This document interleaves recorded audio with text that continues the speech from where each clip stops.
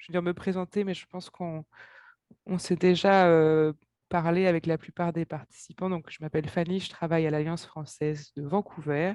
On essaye, on a une médiathèque avec des ouvrages, des ressources en français, des romans, des bandes dessinées, une section jeunesse, et pour pouvoir voilà, donner envie et nourrir un peu, donner des activités en français à la communauté. On organise ce club de lecture régulièrement.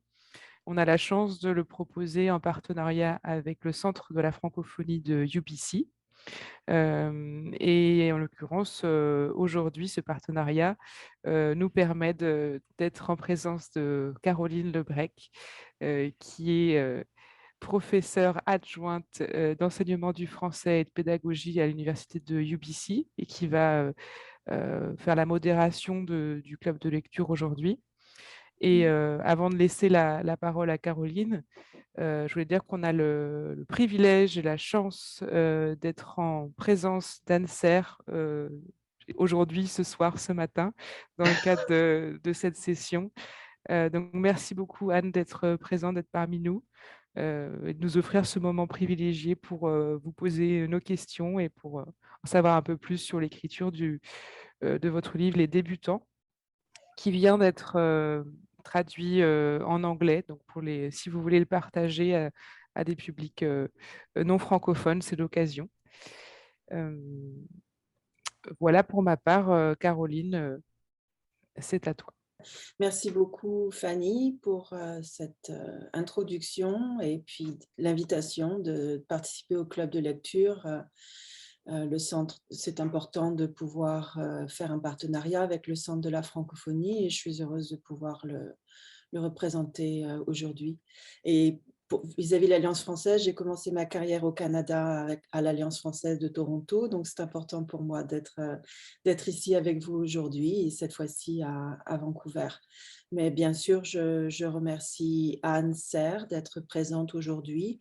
On peut parler d'un livre, en général, ça se fait sans la présence de l'auteur ou de l'autrice et c'est un vrai privilège de pouvoir échanger avec la personne qui a écrit le livre, qui a créé le texte et suivi tout le processus de production pour qu'un récit, un manuscrit devienne un livre. Alors, on va avoir beaucoup de questions à lui poser aujourd'hui, je l'espère. Merci beaucoup, Anne.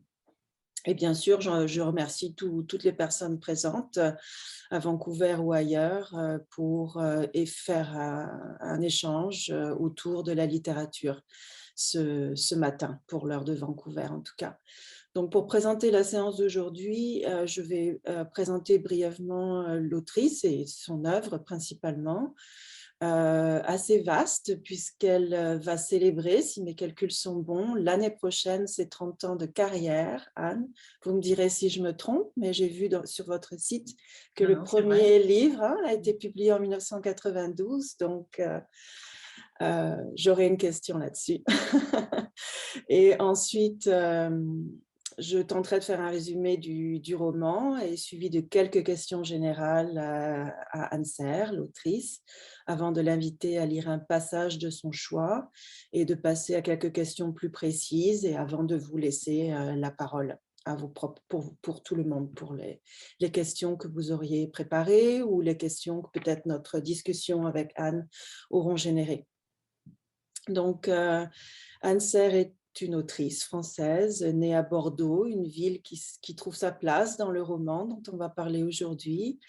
Elle a aussi un site internet, on peut mettre la référence peut-être dans le chat, Fanny, si ça vous intéresse d'aller voir plus loin. Il y a beaucoup de choses, des entretiens sur ce site. J'ai trouvé que c'était un site très intéressant, très bien fait.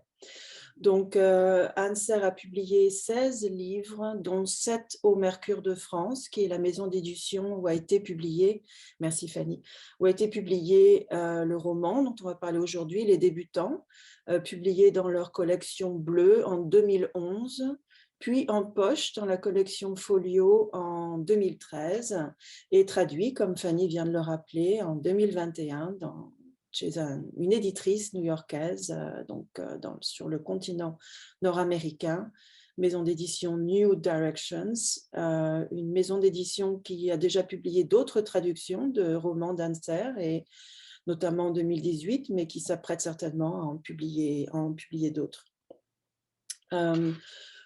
Au niveau des prix littéraires, pour l'ensemble de son œuvre, Anne Serre a reçu le prix des étudiants du Sud en 2009. C'est quand même quelque chose de recevoir un prix pour toute l'œuvre déjà publiée. Et surtout le prestigieux prix Goncourt de la nouvelle en 2020. Et elle avait reçu en 2008 le prix de la Fondation Sino del Duca. Le premier livre d'Anser a été publié en 1992, Les débutants dont on va parler aujourd'hui en 2011 et cette année traduit en anglais. Alors d'abord, chère Anser, toutes mes félicitations pour cette belle réussite, cette carrière. Est-ce qu'il y a quelque chose de prévu pour l'occasion de vos 30 ans de carrière l'année prochaine? Non, non, on ne fête pas les 30 ans de carrière. Et vous le savez aussi bien que moi, en littérature, le temps n'existe pas. Il se trouve qu'on est obligé de donner des dates, on vous demande votre date de naissance, la date de votre premier livre, etc. Donc, il y a des dates comme ça qui servent quand même un peu de jalon, mais en réalité, le temps de la littérature n'existe pas. C'est une espèce de temps éternel, celui de la littérature. Donc, 30 ans de carrière, ça veut dire simplement 30 ans de travail, 30 ans au travail. Donc, en effet, c'est plus que 10 ans au travail, mais on peut, après 10 ans de travail, écrire quelque chose de merveilleux. Et après 30 ans, non. Enfin, je veux dire, il n'y a pas de, voilà, il y a pas d'ascension de ce point de vue-là. C'est pas le temps qui fait quelque chose à l'œuvre, je crois pas. Oui, vous avez certainement raison, mais c'est quand même significatif d'un temps de travail, comme vous l'appelez, mais d'un dévouement à l'écriture et à la littérature qui est sur le long terme. C'est vrai, vous avez Parfois, raison. c'est juste un roman. Oui, vous avez raison. Ça suppose, quand ça fait 30 ans qu'on publie des livres, ça suppose qu'il y a un engagement total. Il y a en effet des auteurs qui publient un livre ou 5 livres et puis qui après changent de vie ou ça arrive, bien sûr que ça arrive. Mais en effet, cette durée montre que je suis toujours sur ce chemin-là et je pense vraiment que j'y serai jusqu'à la fin de mes jours. Je ne vois pas d'autre chemin. C'est mon seul chemin possible. Donc, je m'y suis engagée très tôt parce que je m'y suis engagée avant même de publier en réalité. J'ai commencé à écrire comme beaucoup d'écrivains à 12 ans. À 12 ans, j'ai commencé à écrire des histoires et puis à 17 ans, à faire un petit peu mieux, des histoires un peu plus élaborées, et puis à 18 ans, et puis voilà.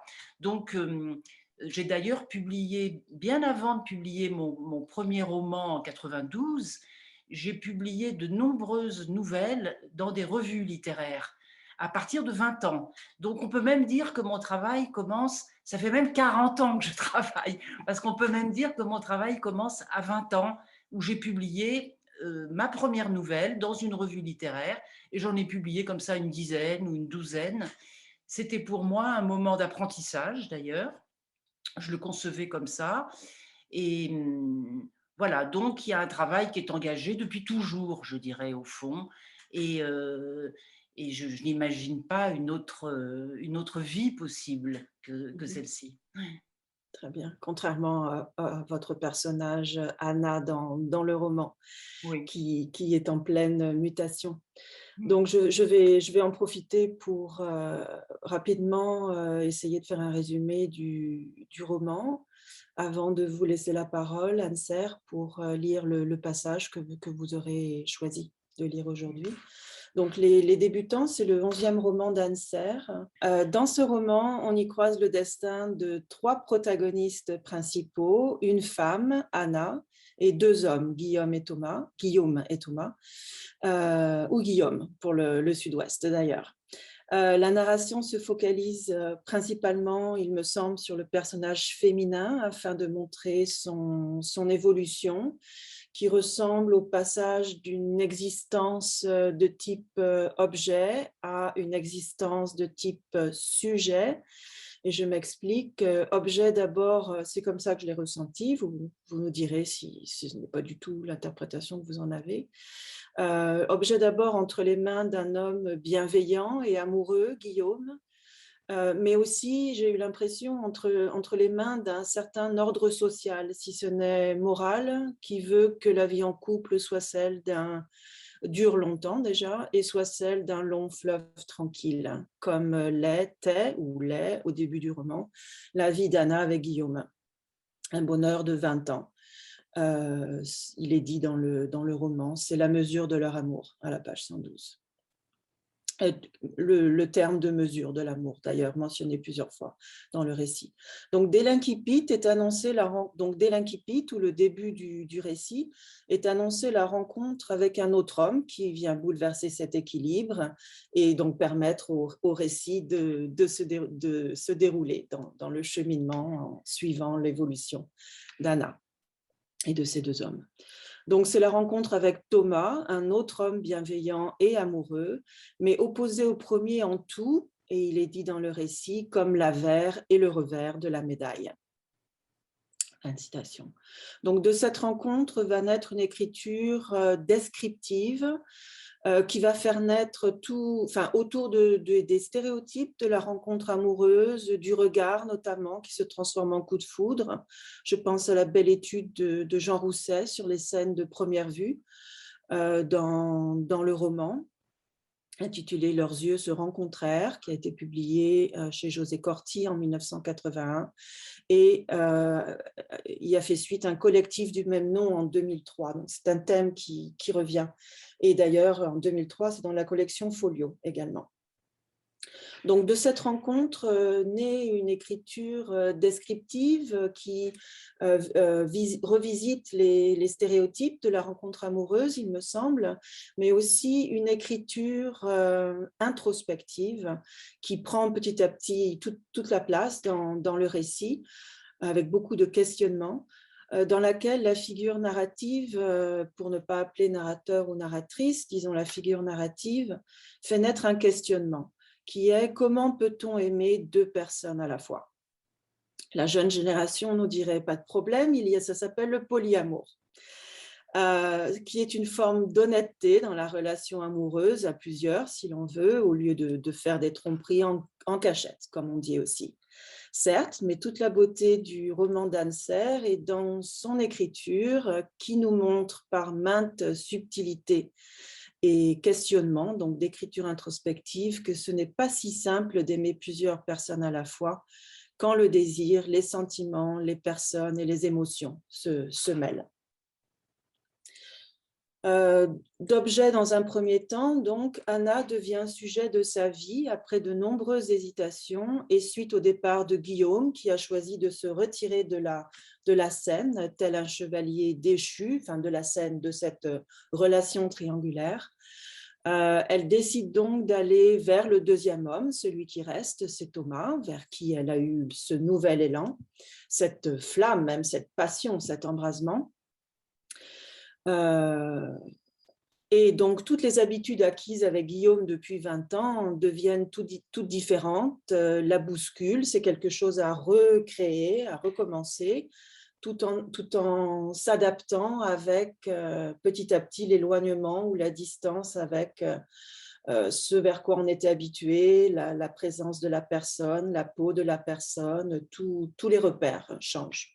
Dans un premier temps, on semble être dans le vaudeville, c'est-à-dire Anna voudrait aimer ces deux hommes. Elle aime ces deux hommes et elle le leur dit qu'elle voudrait les aimer tous les deux, mais ils ne veulent pas.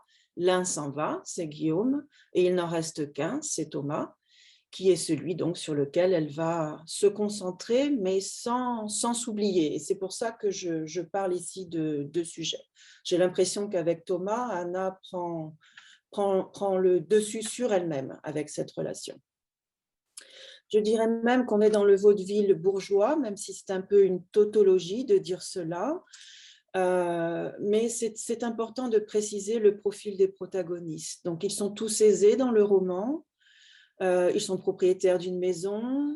Les deux hommes sont en quête d'un appartement secondaire. Ils font tous un travail rémunérateur et intéressant. Anna est critique d'art, Guillaume est architecte, Thomas est criminologue.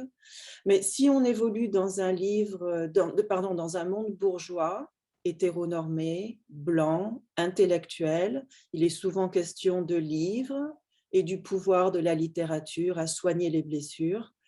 On est en revanche loin du vaudeville, si on regarde bien le récit, si on le lit bien, car le récit n'est pas du tout celui d'une comédie. On est plutôt dans l'introspection face à la décision. Alors, la décision qui génère des hésitations, des craintes, la peur des choix, la difficulté de faire des choix, parfois des élans, parfois des reculs.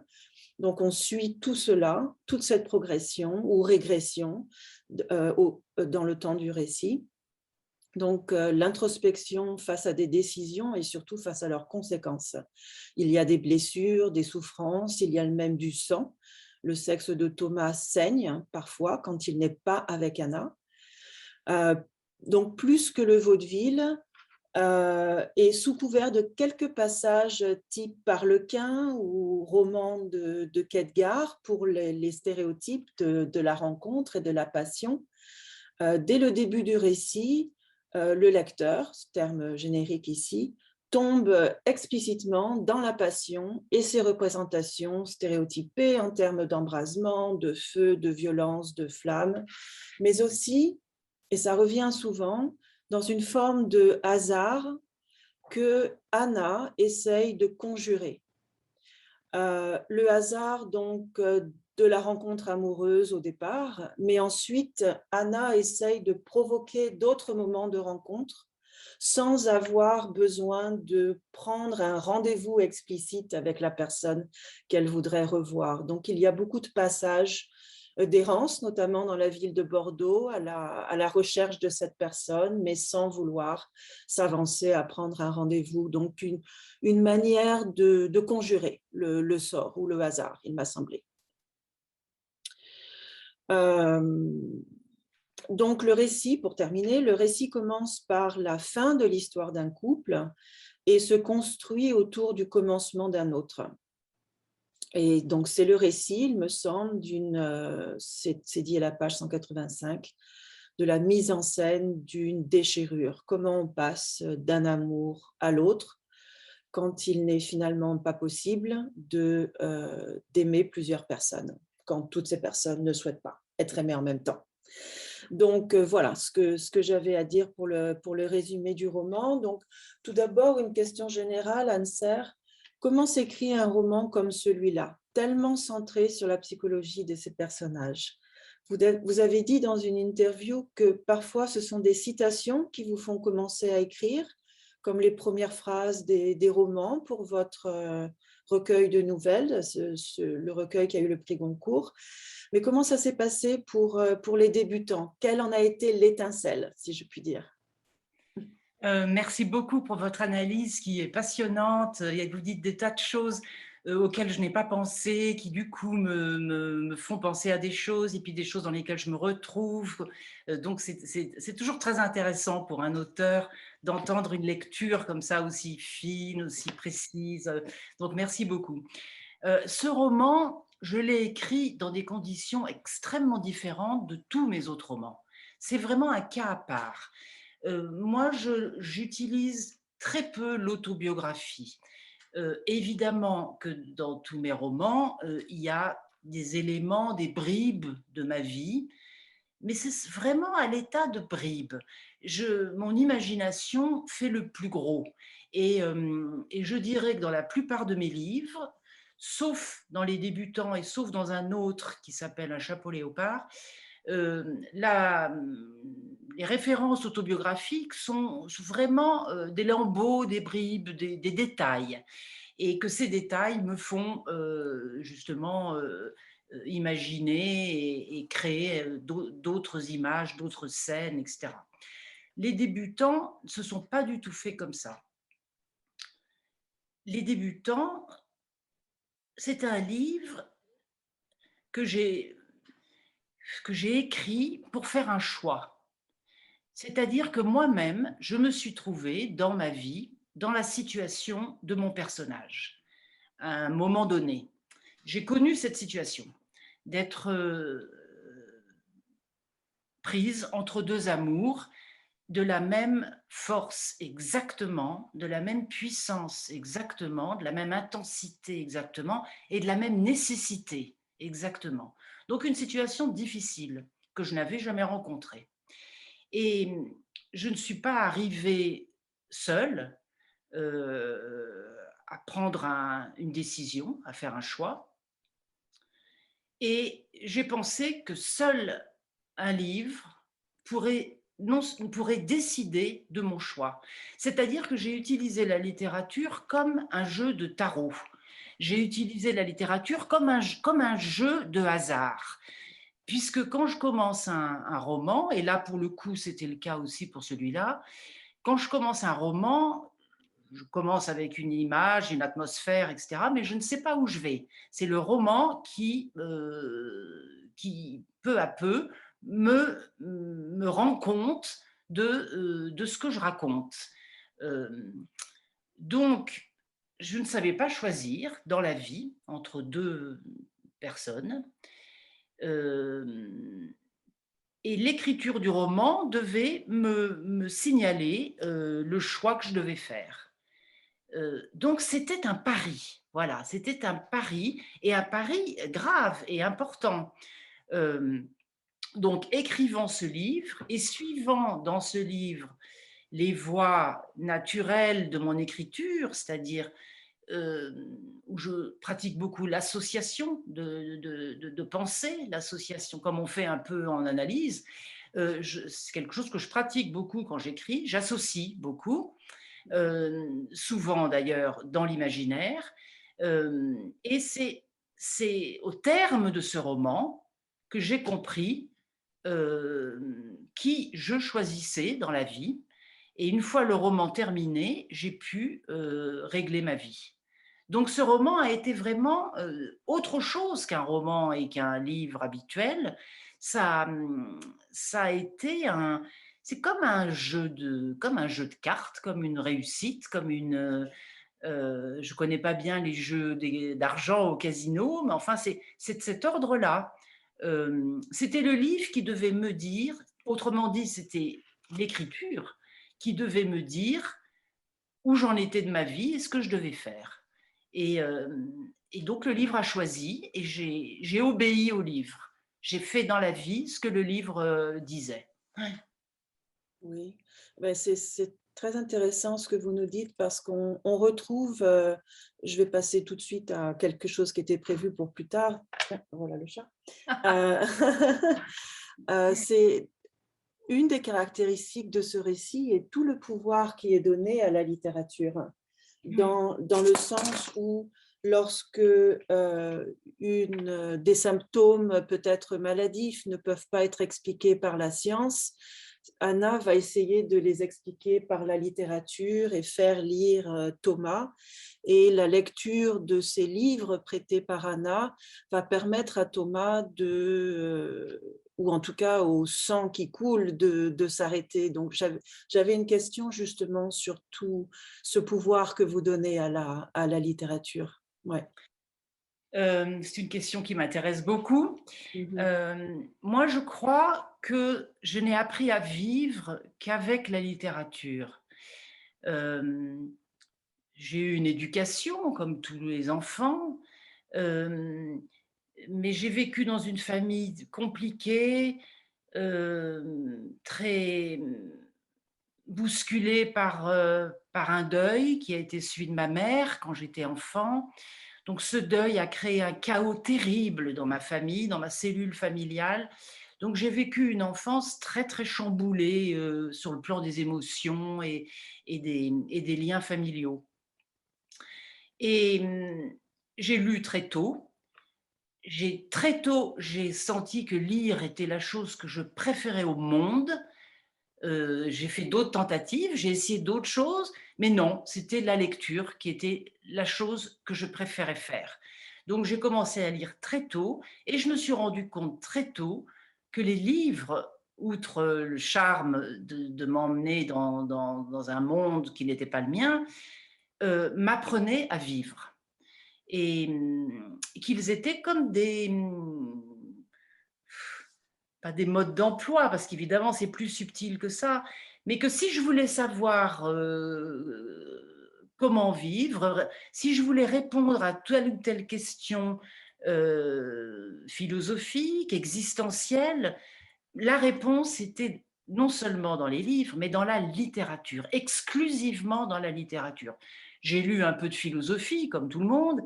J'en ai pas lu beaucoup parce qu'elle ne m'a jamais rien enseigné.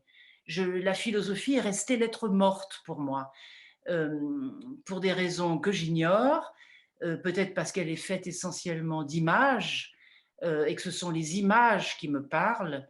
Seule la littérature a été pour moi un enseignement pour vivre. Et Dieu sait, combien de questions je me suis posée dans ma vie, un peu comme mon personnage, qui, comme vous le disiez tout à l'heure, se questionne tout le temps. Je me suis toujours beaucoup questionnée, comme si je ne savais rien. C'est-à-dire, je me suis toujours, enfin pas toujours, un peu moins maintenant, mais pendant très longtemps, j'ai eu l'impression d'être Robinson Crusoe, c'est-à-dire d'être dans l'existence, c'est-à-dire d'être sur une île et de devoir tout construire moi-même pour mener ma vie. Et c'est un peu ce que j'ai fait, je pense, avec mes livres. Je pense que mes livres, c'est comme quand Robinson construit une barque, je sais pas quoi, un objet pour... voilà, donc j'ai construit avec mes livres et grâce à la lecture qui m'a donné les modes d'emploi pour construire, j'ai construit mon mode de vie. Et je voulais revenir à quelque chose à propos de ça, oui, de l'importance de la littérature. C'est la seule réponse que j'entends, la littérature. C'est la seule réponse à mes questions. Mais en même temps, c'est une réponse très sûre. Je sais que toutes les réponses sont là, dans ma bibliothèque, dans les bibliothèques. Je sais pas, ma vie est merveilleuse parce que les réponses sont là. Il suffit de piocher dans les bibliothèques et de lire des romans. Oui, tout à fait. Et alors justement, dans le livre, dans une autre interview, vous aviez dit que l'écriture n'était pas thérapeutique pour vous, et on le sent en fait fortement qu'elle est thérapeutique dans ce roman-là. Mais donc la littérature qui soigne, j'ai beaucoup aimé le passage où vous parlez de la bibliothèque d'Anna, dans laquelle il y a 1000 livres. Et dans la vôtre, vous avez dit qu'il y en a 3000, il y en a peut-être plus. De toute façon, les choses sont différentes entre Anne, Serre, et Anna, le personnage. Donc, dans sa bibliothèque, dans la bibliothèque d'Anna de 1000 livres, je cite, il n'y en a peut-être que 50 pour suspendre une hémorragie qui n'a pas de cause scientifiquement détectable. Donc, sur ces 1000, il n'y en a que 50 qui soigneraient. Et j'ai beaucoup aimé cette croyance, cette passion dans la littérature, mais en même temps la prise de conscience que bon, tous les livres ne font pas le même effet. Oui, oui, votre mot de croyance est très juste. C'est de l'ordre de la croyance, c'est de l'ordre de la foi, bien sûr. Et ce que vous dites m'évoque, j'avais oublié ce passage dans Les Débutants, et ça m'évoque un passage pardon de me citer, mais enfin on est là pour ça, Oui, tout à fait, allez-y. un autre de mes livres qui s'appelle Au secours, et qui sera peut-être publié d'ailleurs en anglais bientôt. Et justement, dans Au secours, il y a déjà cette image, cette scène. La narratrice a une mère qui va mourir, je crois, et elle se demande quel livre lui lire tout haut pour la maintenir en vie. Et donc, voilà, c'est la même démarche. L'idée d'une puissance supérieure, magique, de la littérature. Et je crois qu'elle s'aperçoit d'ailleurs dans ce livre qu'au fond, il n'y en a pas qui maintiennent en vie quelqu'un qui va mourir. Mais que la littérature soigne, oui, c'est quelque chose que je crois. Pas tellement qu'elle me soigne moi d'ailleurs, parce que vous parliez tout à l'heure de littérature thérapeutique. Je comprends ce que vous dites. D'écriture. Voilà. Mais moi, j'ai pas l'impression de devoir être soignée. Bien sûr, j'ai été blessée comme tout le monde, mais c'est pas pour ça que j'écris. J'écris pas pour panser des plaies. Non, non, j'écris plutôt pour célébrer ce pouvoir merveilleux qui m'enchante de la littérature. C'est plutôt une célébration, ma manière. Alors, je comprends votre remarque.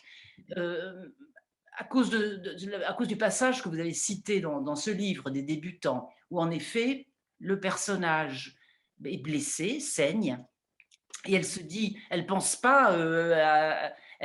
pas quel médecin consulter ou quel hôpital voir. Non, elle pense c'est-à-dire ce qui peut soigner un mal de ce genre, c'est-à-dire qui est un mal d'amour, qui est un mal Du manque.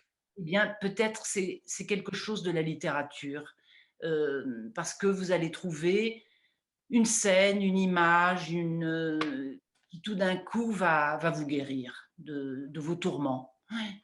Oui, tout à fait. Et du manque, dans le cas de Thomas, puisque son sexe saigne quand il n'est pas avec Anna. Ouais, ça c'est un passage très, très intéressant.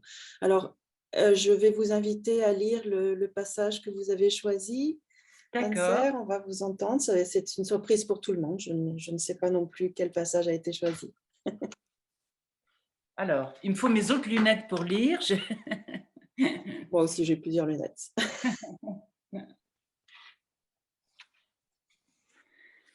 Je reprends justement, je reprends un peu le début de votre analyse avec le passage que je vais lire. Okay. Que c'est étrange de quitter quelqu'un que l'on aime pour quelqu'un que l'on aime. On passe par une passerelle qui n'a pas de nom, qui n'est nommée dans aucun poème.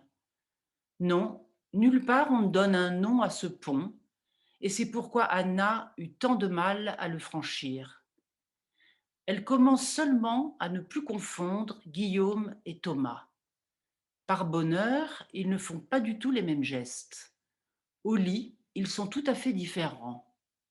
C'est au lit qu'ils sont le plus différents. C'est donc très reposant, le lit, puisqu'alors Thomas n'est pas Guillaume. Et peu à peu, le corps d'Anna quitte Guillaume pour rejoindre Thomas. Mais n'était-il pas question de cela depuis le début ? N'est-ce pas pour cela que Guillaume a rompu si vite et si durement ? La psychanalyste d'Anna le lui avait dit avant même que quoi que ce soit n'ait lieu. C'était très érotique, ce rapport avec Thomas. Ah bon, érotique ? Il n'avait fait que parler. Oui, mais quelle conversation, disait-elle. Comment cela, quelle conversation ? Avait-il jamais été question d'intimité, de confidence, de privauté ? Nullement. Ils ne parlaient que de leur lecture, des gens de Sorge, de leurs occupations. Oui, mais avec quelle intensité ? Quelle intensité, certainement. Oui, c'est vrai, ils parlaient de tout cela avec une intensité qui n'avait peut-être pas lieu d'être pour parler de leur lecture, des gens de Sorge ou de leurs occupations. C'est comme si nous haletions, disait Anna à sa psychanalyste. Pour rien au monde, je n'aurais évoqué quoi que ce soit de sexuel avec cet homme si réservé. Pour rien au monde. Mais c'est comme si nous respirions un peu trop fort pour une conversation ordinaire. Et elle se rappelait comment on fait l'amour avec des mots, des paroles, et comment c'est parfois la plus intense manière de faire l'amour. À Sorge, dans les cafés, Thomas et elle couchaient ensemble, en réalité, chaque matin, sans y toucher, de chaque côté du guéridon, regardant au loin, Mais leurs paroles s'en mêlaient tant, s'enlaçaient si bien, bougeaient si bien l'une contre l'autre. Et Guillaume, c'est incroyable, Guillaume avait senti cela, compris cela, d'où sa réaction brutale, terrible. Thomas, trouves-tu que nous faisions l'amour à Sorges tandis que nous bavardions de nos lectures, de nos occupations, des gens de Sorges aux terrasses des cafés demanda Anna à Thomas. Peut-être, dit-il. J'éprouvais de curieuses impressions. Je m'efforçais de t'échapper. Le lendemain, j'allais déjeuner à Taux, à Vanves, j'essayais d'être loin de toi, ne penser qu'à toi, ne comprenais rien. Ton sexe avait-il des manifestations inattendues lui demande-t-elle. Non, mon sexe était tranquille, dit-il. C'était mon cœur qui était malmené, inquiet, effrayé. Je ne comprenais pas ce qui arrivait. J'avais fait une croix sur l'amour. Je t'assure vraiment, je n'avais plus envie d'amour.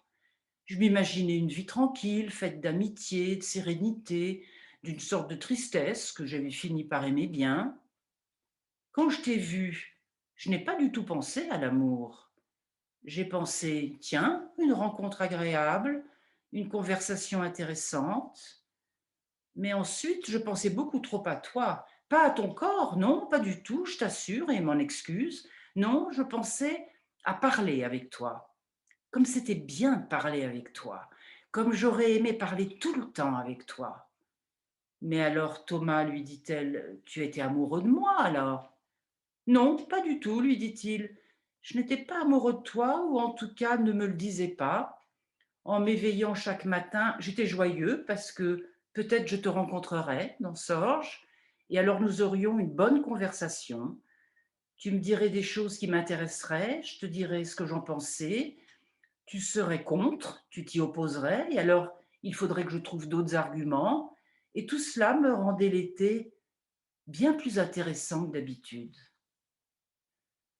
Comme dans ces films de science-fiction, ou des murailles qui défendent une grotte secrète au centre de laquelle toute une population prépare un monde nouveau, s'ouvre et coulisse le temps de laisser entrer un porte-avions ou sortir un vaisseau, il se fait en Anna des mouvements énormes et lents. Des murs que l'on aurait cru fixes pivotent et se déplacent. Des rocs qui semblaient lourds, inamovibles, s'écartent comme des rochers de carton-pâte que l'on pousserait d'une main sur la scène d'un théâtre. Jamais elle n'avait assisté à une telle transformation en elle. C'est très surprenant. On va s'arrêter là. Parce qu'après, on change de scène. D'accord, merci beaucoup pour cette lecture qui montre bien toute la profondeur de l'analyse des sentiments et des réactions. Si on a le mot dans ce que vous avez lu, rencontre, le passage est très explicite pour montrer qu'on n'est pas du tout dans le vaudeville, bien au-delà, et on est en présence, de personnes qui se respectent, qui se posent des questions, qui se répondent, qui s'excusent.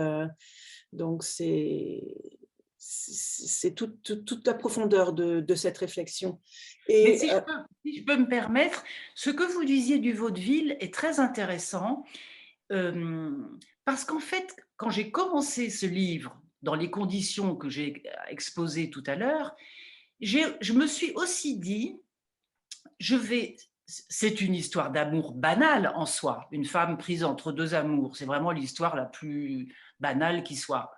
Le trio amoureux, voilà. Et donc, je me suis dit, en commençant le livre, je vais commencer comme un roman de gare. Et ça commence comme un roman de gare, vous avez tout à fait raison. Ça commence comme un roman de gare, deux personnages qui se croisent en été dans une petite ville, il fait beau, le coup de foudre, qui est vraiment la chose la plus roman de gare. Voilà.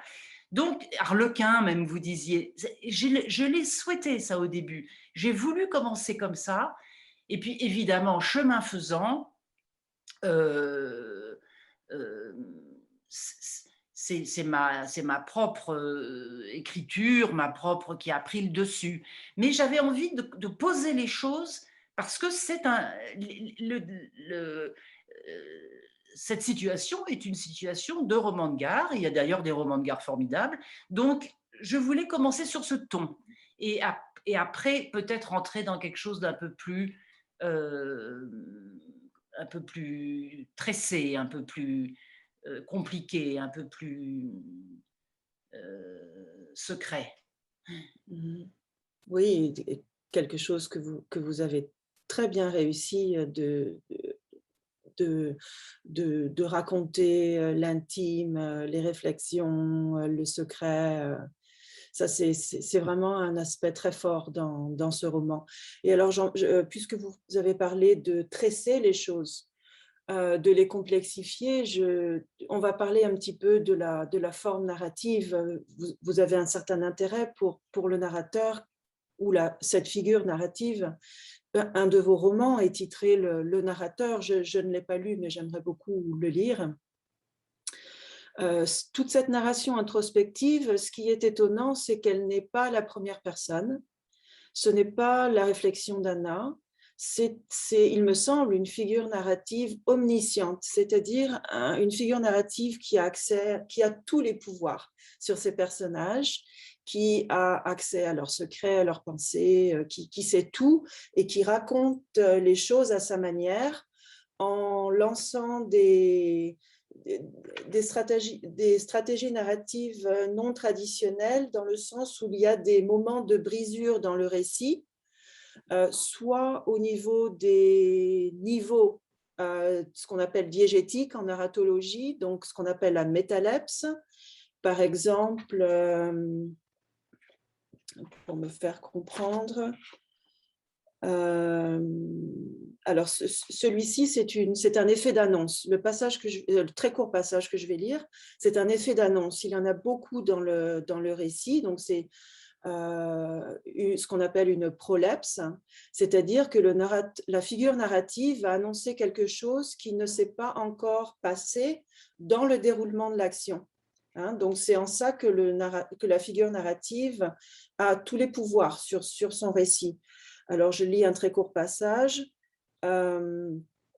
Oui, dans ces dimensions-là, elle grandirait. Alors bien sûr, le conditionnel s'affirmerait, donnerait du bonheur autour d'elle, et très vite, Thomas ne serait plus qu'un songe diminuant dans le passé, comme une silhouette dont on s'éloigne sur une route, et qui, alors que l'on se retourne 100 mètres plus loin pour voir si on la distingue encore, n'est plus qu'à peine visible. C'était possible de faire cela. Ce n'était même pas si difficile, mais alors se produisit quelque chose de tout à fait inattendu et de terrifiant. Guillaume la quitta. Et pour que ceci advienne au milieu du livre, il faut que ce soit advenu aussi au mi-temps d'elle-même. Donc, sur cette forme très introspective qui n'est pas la première personne et qui est très travaillée, il y a souvent des interruptions dans les changements de narration ou de niveau diégétique en tout cas. J'aimerais vous entendre sur cette forme que vous avez donnée à la figure narrative. Oui. Allez-y, oui. En quoi cela sert le roman? En tout cas, je commencerai par dire que la question du narrateur est une question qui, depuis longtemps, me fascine. Me fascine comme écrivain. Ça ne m'a pas fascinée comme lectrice. Ça m'a fascinée comme écrivain, cette question du narrateur. Et à tel point, comme vous l'avez indiqué, que j'ai écrit un roman, je ne sais plus très bien de quand il date maintenant, un roman qui s'appelle Le narrateur et qui raconte l'histoire d'un narrateur. Bon, c'est très important pour moi, et en particulier depuis quelque temps, parce qu'il y a eu en France une espèce de mode ces 20-30 dernières années de l'autofiction, qui est une mode que je n'aime pas, et surtout dont je n'aime pas ce qu'on en dit. Qu'on écrive un récit en disant je et en parlant en son nom, pourquoi pas, Mais cette mode de l'autofiction consistait à dire, je raconte des choses de mon existence, mais c'est un roman. Or non, parce que justement, ce qui m'a toujours, moi, troublée et fascinée et émerveillée et, et nourrie dans la littérature et dans les romans, c'est que justement, on ne sait pas qui parle. C'est ça le grand secret du roman, le grand secret. Il y en a d'autres, mais celui-là, c'est le grand. Euh, euh, qui raconte l'histoire? Eh bien, la personne qui raconte l'histoire, ça n'est pas l'auteur qui se trouve devant vous, qui parle avec vous, non, c'est une autre voix qui est bien sûr à l'intérieur de l'auteur, mais c'est une autre voix. C'est pas la voix de la conversation, de l'échange, c'est même pas la voix de l'amour, même si elle lui ressemble. C'est une autre voix, voilà. Donc j'ai toujours, voilà, je redis ça très souvent dans les rencontres, etc., parce que ça me semble très important. Jane Austen elle-même disait, en plus, qu'un narrateur raconte toujours un mystère, qu'un roman raconte toujours un mystère. Et je crois que c'est très vrai. Je crois que les romans qui racontent je sais pas, qui raconte un événement de sa vie comme ça de manière très... il leur manque quelque chose. Il me semble que le travail du narrateur, c'est justement d'approcher d'un mystère, ce que n'est pas capable de faire l'auteur tout seul. Il a besoin de son narrateur pour approcher de ce mystère. Voilà. Alors, en écrivant des débutants, je n'ai pas une seconde imaginé écrire je. Parce que souvent, quand j'ai écrit certains livres en disant je, et il me semble que plus je dis je, plus c'est loin de moi.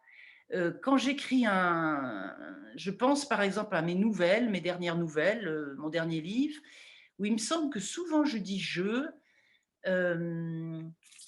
et c'est un jeu qui naturellement est un autre. C'est pas c'est pas moi.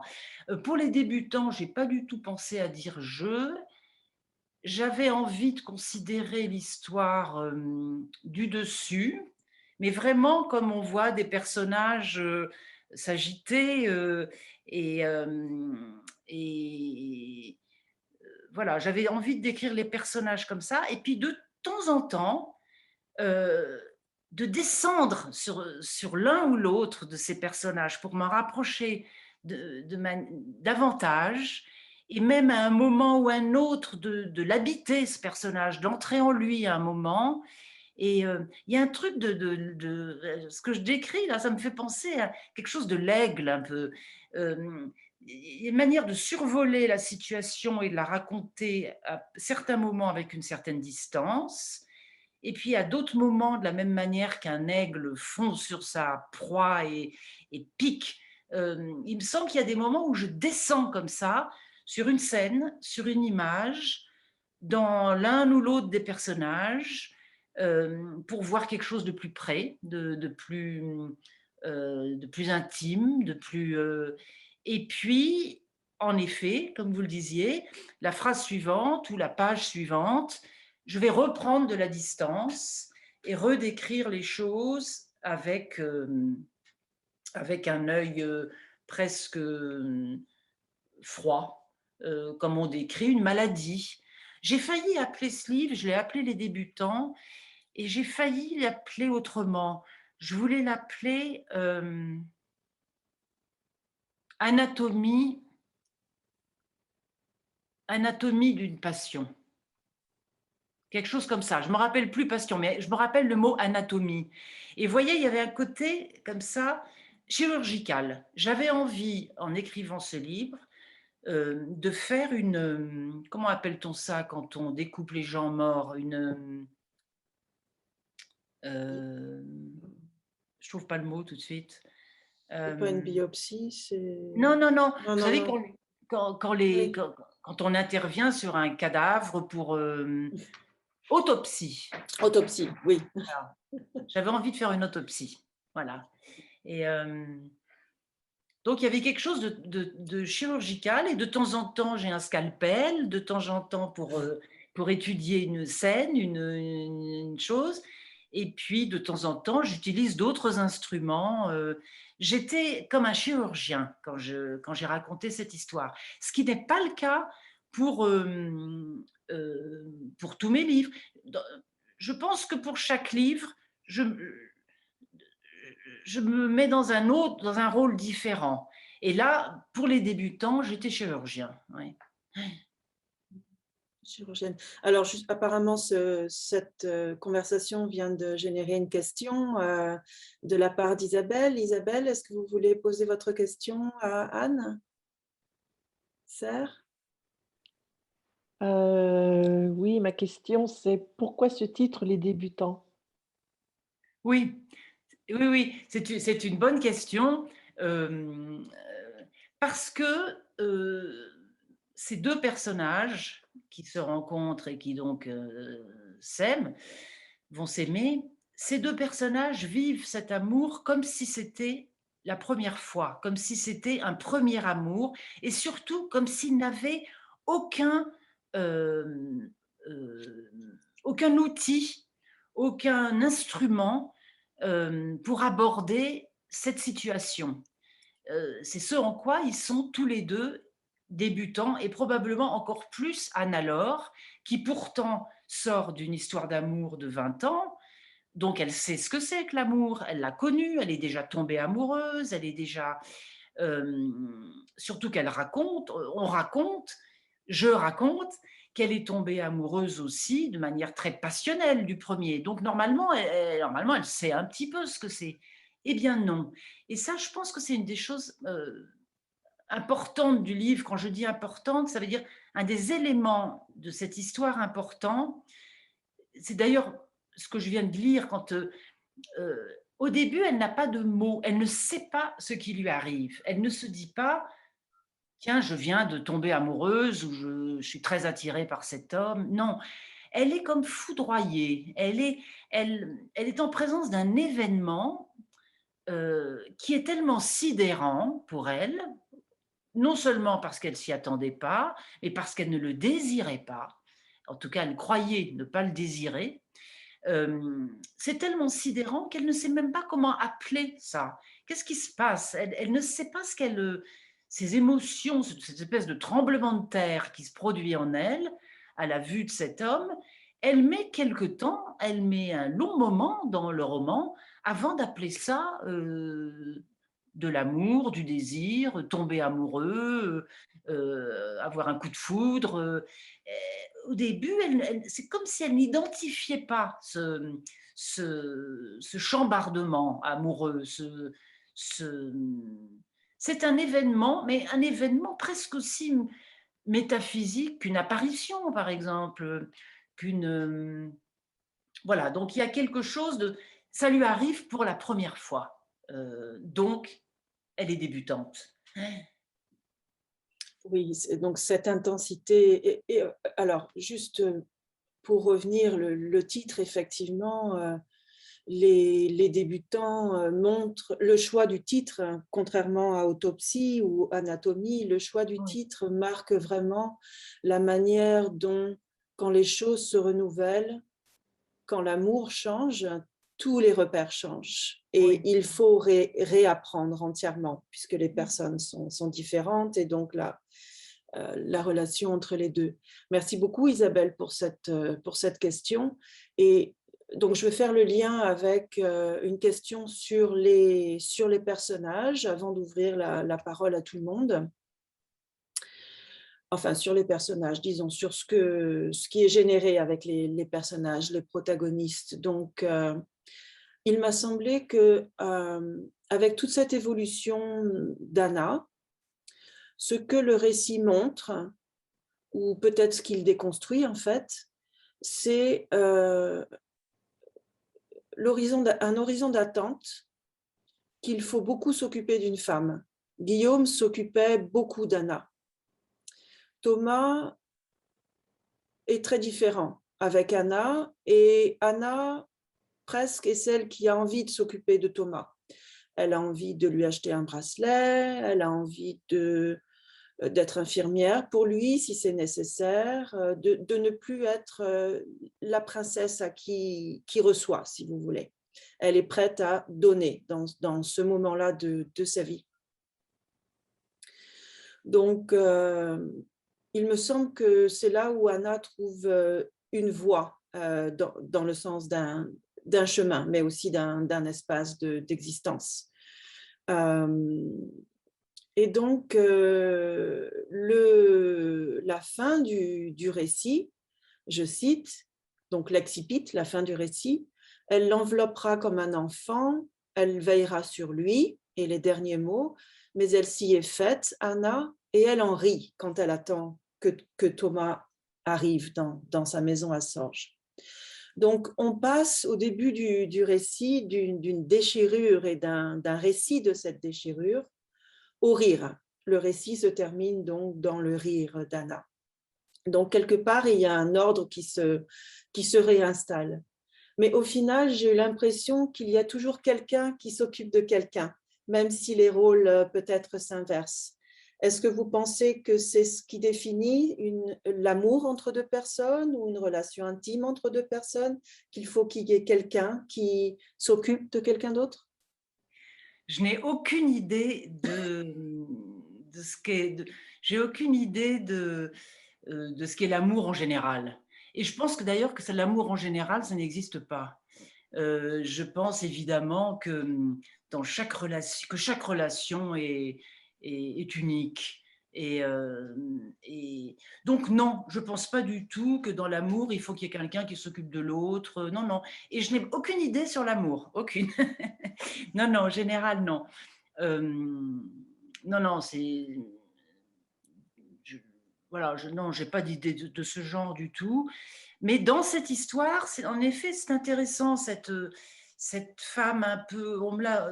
quand on m'a parlé de ce livre, qu'il y a eu des articles sur ce livre, etc., on a parlé souvent de cette femme un peu comme d'une femme enfant au début, ou qui est très protégée, très encadrée, très...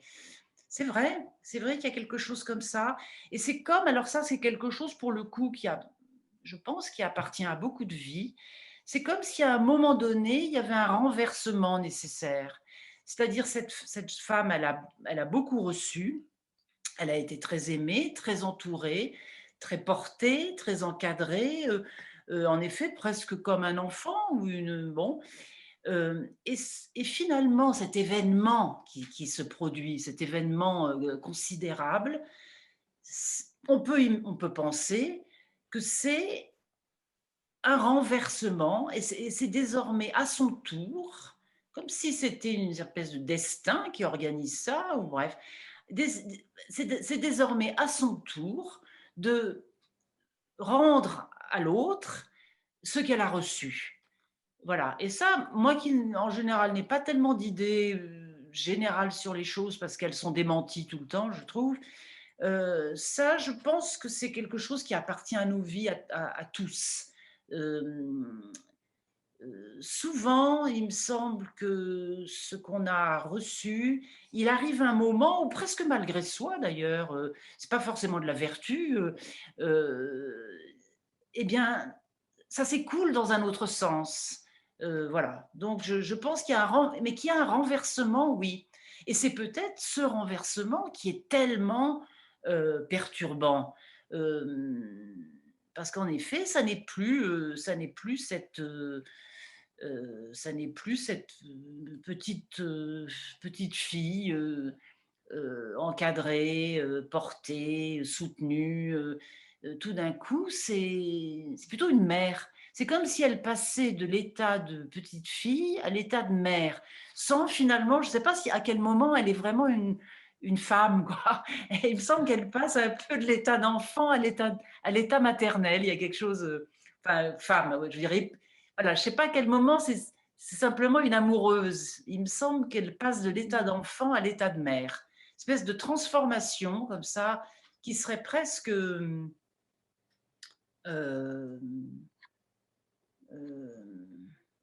Oui, une transformation psychique en tout cas, transformation psychique et que suscite probablement d'ailleurs en général, là je peux le dire, que suscite en général les grandes passions, je crois, d'une Mhm. transformation profonde. Ouais, ouais. Oui, tout à fait, parce que c'est seulement à la fin, à la toute fin du récit qu'elle devient mère. Donc, tout le temps du récit, qui est celle de la rencontre, de cet éveil du désir et tous ces questionnements, c'est là où il y a le cheminement de la femme. Et c'est pour ça que je parlais de passer de objet à sujet, parce que Oui, lorsque Anna est tellement choyée par Guillaume, telle une femme enfant, elle ne se révèle pas du tout être une enfant une fois qu'elle a son propre espace de réflexion après qu'elle ait rencontré Thomas. oui. Alors, Isabelle voudrait une autre intervention et j'en profite pour ouvrir notre cercle de discussion à tout le monde. Mhm. Isabelle? Oui, c'est vraiment très intéressant. Ce que je voulais dire, c'est que chaque relation nous change et nous fait évoluer. Et par exemple, moi, avec mon ex-mari, il y avait beaucoup d'échanges et les choses qui me plaisaient en lui, je les ai adoptées et après, je les diffuse dans mes relations aux autres. Voilà. Donc, c'est du positif. Mm. Et ce que je voulais dire aussi, c'est qu'une femme, elle est tout ça à la fois. Elle a bien d'autres profils. Elle est enfant, elle est mère, elle est infirmière, elle est éducatrice, elle a tous ces profils-là. Et peut-être aussi que Anna, dans le livre, euh, peut-être que Guillaume, inconsciemment, comment dire, l'a instaurée dans ce rôle de femme-enfant, que peut-être elle, ça lui plaisait bien et qu'elle n'a pas cherché à être quelqu'un d'autre. Et je crois que certaines relations nous enferment dans certains rôles inconsciemment et on s'y love avec plaisir, alors qu'on peut être bien d'autres personnes différentes. Sûrement. Et moi, j'ai Oui. vécu ça avec mon ex-mari qui était pervers narcissique, donc pervers qui pervertit la réalité, rien à voir avec le sexe. Mm. Et je me suis rendu compte que j'étais un petit peu dans ce rôle de, un peu comme Anna, c'est-à-dire qu'il faisait tout pour moi, il régentait un petit peu tout, et quelque part ça me convenait. Et une fois que je me suis séparée de cette personne, je me suis révélée à moi-même. C'est-à-dire, je me suis rendu compte que je pouvais faire les choses moi-même. Quand je me suis séparée, je n'avais plus de maison, pas d'argent, pas de travail. J'avais 3 enfants de moins de 15 ans. Et je me suis révélée à moi-même en me débrouillant. Et en l'espace d'un mois, j'avais trouvé une maison, j'avais trouvé un emploi et je recommençais ma vie. Donc c'est vrai que suivant la relation, l'homme avec qui l'on est ou la femme avec qui l'on est, euh, on peut être des personnes différentes sans s'en apercevoir et ne pas se révéler à soi-même finalement. Oui, oui, oui, mais Ouais. bien sûr. Non, non, c'est un témoignage que vous donnez là qui est très émouvant. Moi, ça m'émeut toujours les témoignages Mhm. sincères comme ça de gens qui racontent des moments de leur vie. Et bien sûr, vous avez complètement raison que on ignore. euh, on est nombreuses, comme vous le dites, on est très nombreuses à l'intérieur de nous et on ignore qui on pourrait être dans une autre situation. Et quand on a le courage, comme vous l'avez eu ou comme ont d'autres, de changer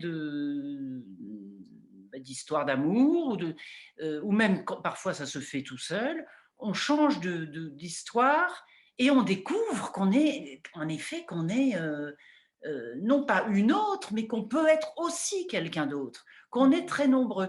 Et ça, c'est fascinant, cette idée, parce que l'écrivain, il sait ça aussi quand il raconte une histoire. Justement, on parlait de narrateur tout à l'heure, la personne qui raconte l'histoire. Eh bien, vous n'imaginez pas le nombre de narrateurs qu'il y a en soi. C'est-à-dire que quand on raconte une histoire, on peut la raconter de telle ou telle manière, et c'est comme si à l'intérieur de vous, il y avait plusieurs personnages qui sont vous-même aussi. C'est vous-même, mais c'est d'autres facettes de vous-même. Voilà.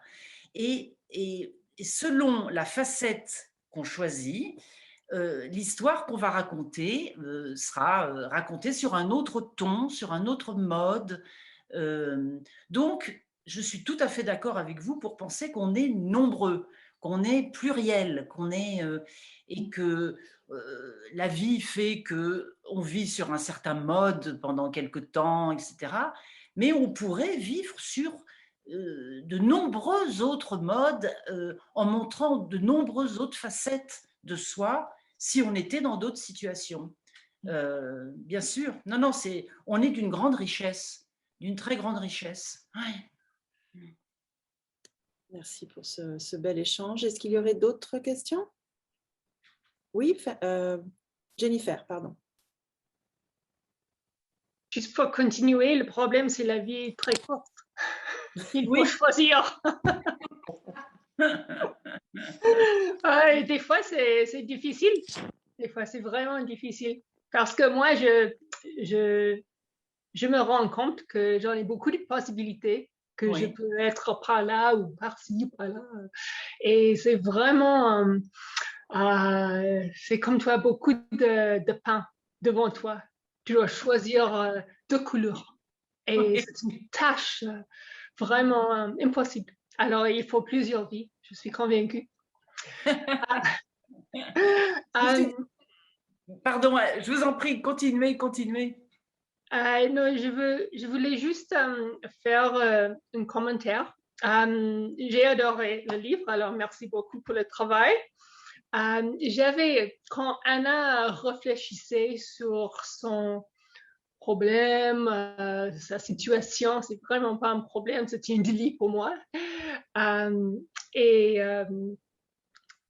j'avais la sensation que il y a beaucoup de moments dans le livre où je me sentais quand j'étais dans une rêve.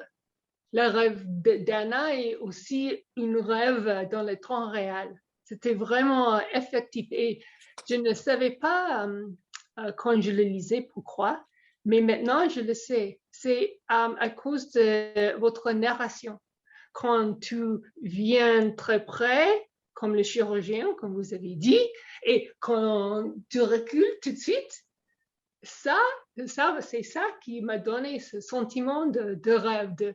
C'était la distorsion un peu de la narration, le cadre de l'histoire, des pensées.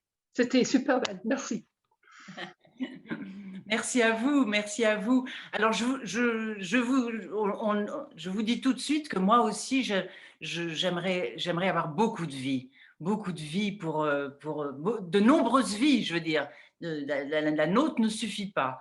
Mais bon, parfois, on arrive quand même à en trouver une dans laquelle on est très vivant. En fait, c'est celle-là qu'il faut choisir. C'est celle dans laquelle on est le plus vivante. Je pense que c'est ça, comme ça que le choix doit se faire. Mais je suis d'accord qu'il nous en faudrait beaucoup pour pouvoir exprimer tout ce qu'on peut exprimer. Je suis d'accord avec vous. Et je suis très touchée par ce que vous me dites de votre lecture et du rêve qui évoque beaucoup de choses pour moi parce que je crois que je raconte, je suis très sensible aux rêves et à mes rêves depuis toujours. Et je crois que je raconte un peu, j'ai une tendance, je dirais, une tendance forte à raconter la réalité comme si c'était un rêve. Et non seulement à la raconter, mais à la vivre comme ça. Il y a des gens qui prennent leurs rêves pour des réalités. Moi, je suis l'inverse. Je prends la réalité pour un rêve. Et donc, la remarque que vous faites me dit beaucoup de choses sur ce texte. Je pense que j'ai raconté une réalité comme on raconte un rêve. Parce que moi, je le vis comme ça, d'une manière un peu, comme si j'étais inversée, un peu, comme si j'étais... bon. Après, c'est un long sujet, mais cette histoire de rêve, oui, bien sûr, je comprends très bien ce que vous dites. Merci. Et le cadeau qui va endurer après ce rencontre aujourd'hui, c'est que je vais prendre un petit peu de ça et essayer de mêler ça à ma vie pour que ça ne soit pas si sérieuse, quoi. D'accord. Très bien. Bravo, bravo. Merci beaucoup, Jennifer. Et d'ailleurs, dans le roman, on a très souvent le mot songe qui revient. Thomas est comme un songe pour Anna, parfois. Thomas, dans sa représentation de personnage de fiction, est comme un songe pour Anna. Est-ce qu'il y aurait d'autres questions pour Anser? Oui, allez-y. Moi, je voudrais savoir pourquoi Anne a choisi le nom Anna pour son personnage. Et je voudrais simplement dire à Jennifer qu'avec l'âge, les possibilités diminuent et que, bon, on fait avec.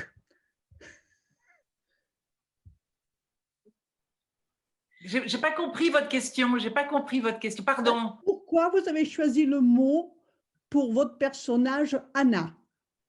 Du moins que vous appelez Anser, je me suis posé des questions là. D'accord.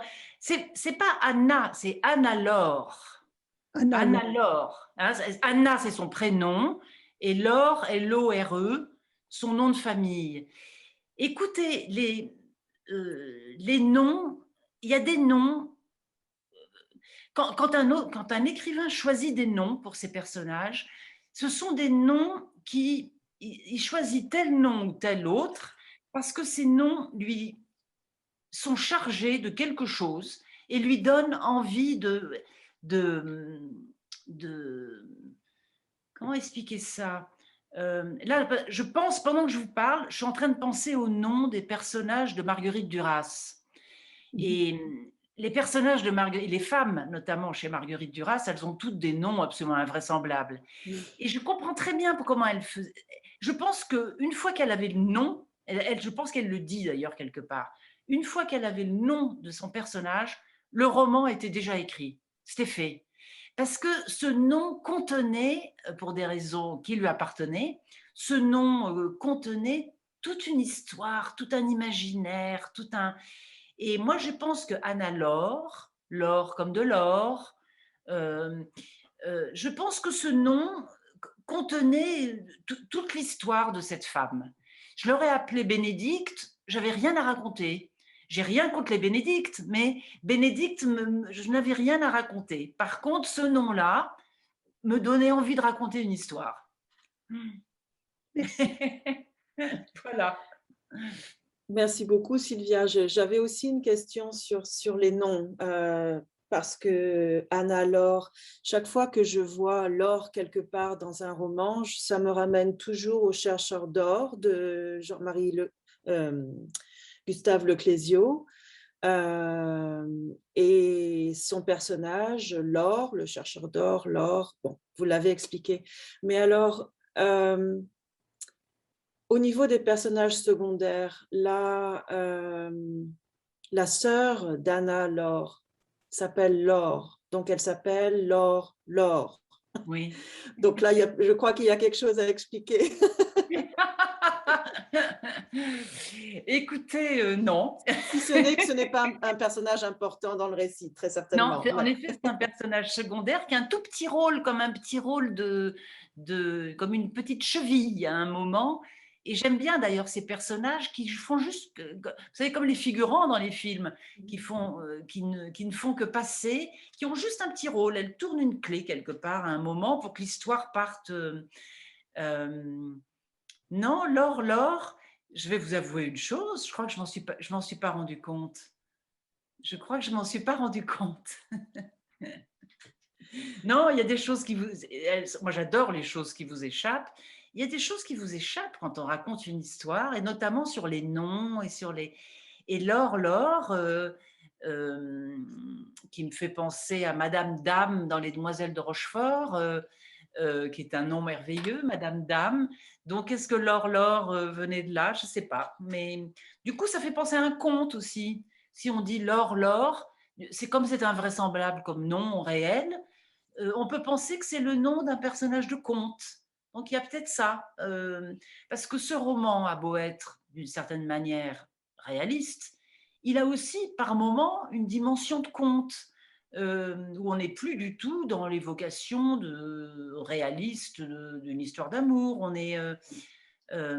Donc peut-être c'était un petit moment de conte, ce personnage de Laure. Très bien. J'ai lu qu'une des caractéristiques de votre écriture, peut-être un peu moins dans les débutants, mais vous en parlez quand même, c'est le réalisme magique. Donc, j'imagine que ça revient un petit peu dans votre écriture au fur et à mesure des livres, même peut-être ceux qui sont plus réalistes que magiques. Oui. Ouais. Oui, et je pense même que les débutants est une exception que j'aime bien, hein, à laquelle je tiens, sinon je n'aurais pas publié le livre, mais c'est un peu une exception comme style, parce qu'en effet, mes autres livres, presque tous, je crois, sont un peu dans un autre registre de langue et de narration. Donc celui-là est un peu unique dans mon travail, mais j'y tenais parce que il y avait aussi cette voix-là qui est VOX, qui me semblait riche de quelque chose, avoir quelque chose à raconter.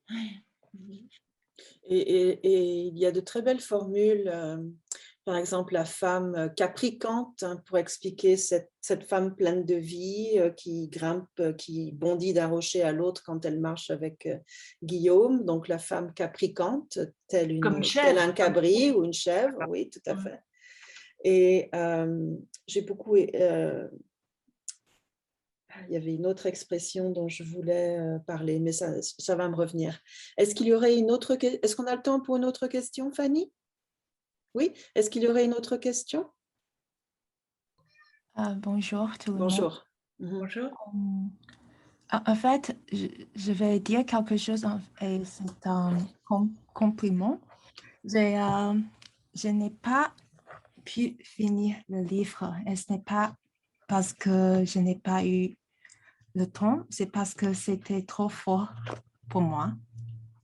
En fait, c'était très dur pour moi de lire et j'ai vraiment essayé et parce que c'est trop juste. Je trouve que l'état d'Anna et comment toutes ses pensées, c'est trop juste pour moi et c'était dur pour moi.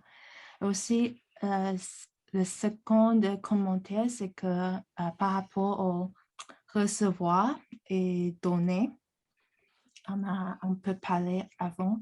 Et pour moi, je pense que moi non plus, je ne connais pas du tout l'amour, mais je pense qu'il faut en fait les deux côtés, de recevoir et de donner. Et pour moi, en fait, le côté de donner me donne plus de joie.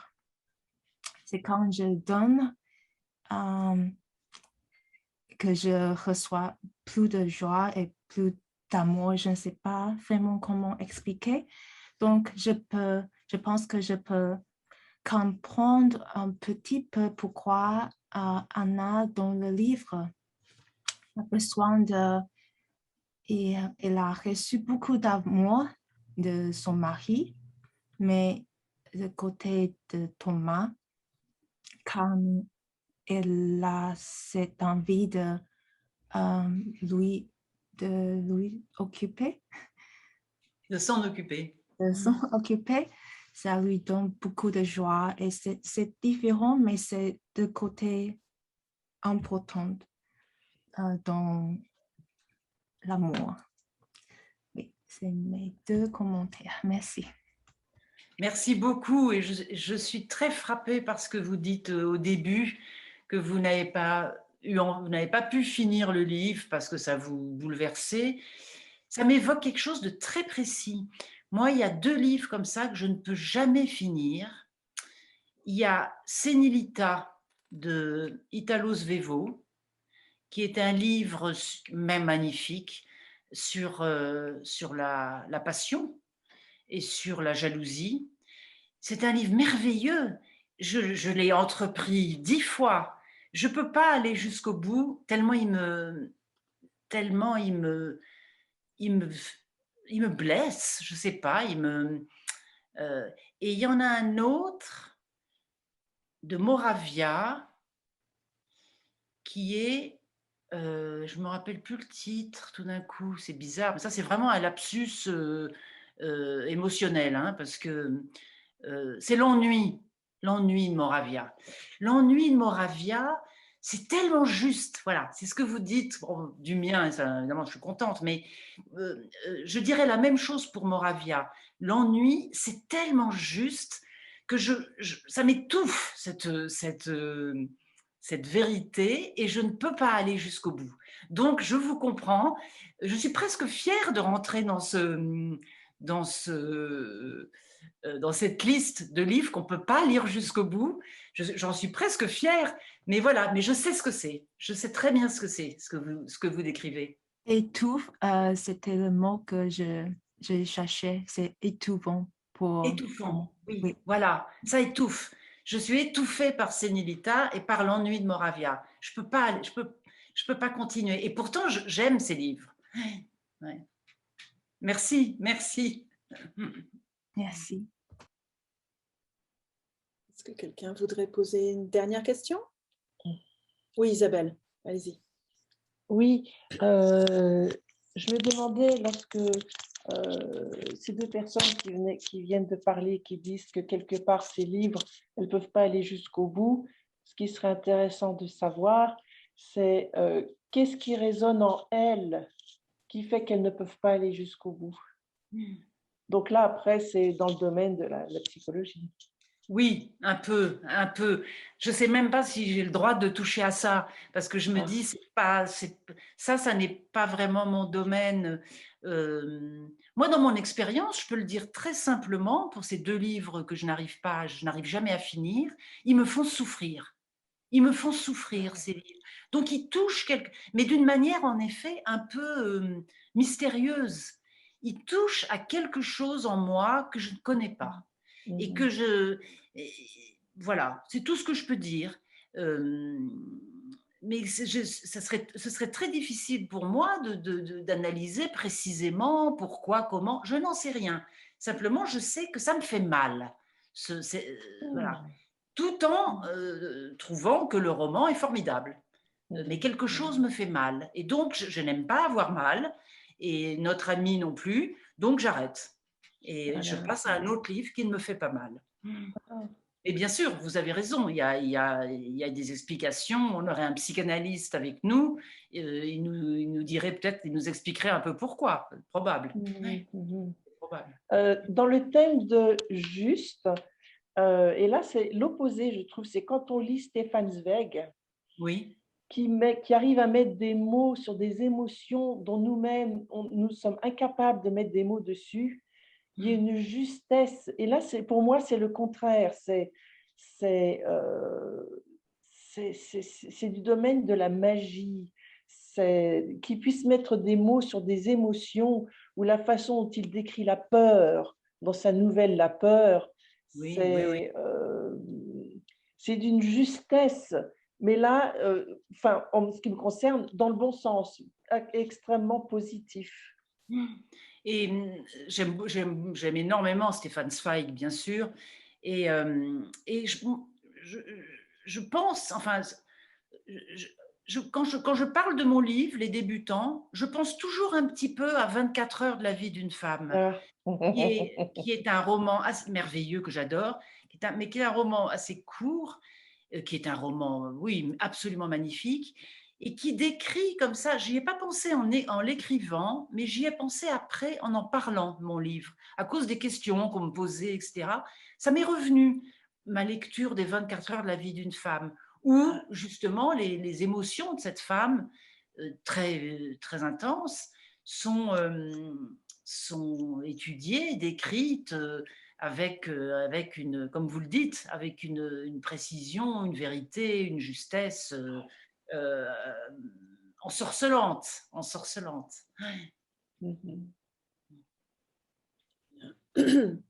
Très bien. On retiendra donc que L'ennui de Moravia ne serait pas un livre que Anna donnerait à Thomas pour le soigner. Ce serait l'effet inverse. Oui. Très bien. Fanny, est-ce que je vous renvoie la parole? Merci beaucoup, Anne, pour les commentaires et tout le monde pour les questions. Merci. Merci, Fanny. Merci beaucoup, Caroline, pour avoir préparé cette séance. Et aussi d'ailleurs, parce que le livre était, je tiens à dire, le livre était en rupture de stock au Canada, tellement il était, je pense, lu. Donc, on est très chanceuse aussi d'avoir pu présenter la séance et d'avoir pu lire le livre et en discuter aujourd'hui. Encore merci. Ben, le mot, c'est toujours le même à la fin, mais je pense que c'est très sincère. Merci d'avoir pris le temps d'être avec nous, de partager, d'être. Je pense que tout le monde a pu poser ses questions, échanger, donner un peu des moments de vie et ça fait du bien, je pense. On parle un peu de thérapie à chaque fois, mais ça fait du bien. Donc, on va pouvoir publier nos échanges en ligne et pouvoir partager aussi toutes ces références littéraires pour essayer d'aller plus loin et de continuer un peu de nourrir nos vies de littérature. Anne-Serre, merci. J'espère qu'on pourra Merci à vous. se Merci à vous. retrouver dans le futur. Merci à vous. Je tiens à dire que les auteurs sont toujours heureux de bavarder avec leurs lecteurs, vous savez. Et moi, j'ai l'impression une des raisons pour lesquelles je suis écrivain, c'est que j'aime énormément dialoguer. Et j'aime dialoguer autour de la littérature, qui est mon trésor, avec des gens qui aiment ça et qui s'y intéressent. Et donc, merci à vous pour cette rencontre. Moi, j'ai été très touchée de cette conversation. Merci beaucoup. Très beau mot de la fin. Je Ouais. pense qu'on peut vous dire bonne soirée. À Merci. très bientôt. Au plaisir de vous lire de nouveau et d'échanger. Et aux participantes, à très vite aussi.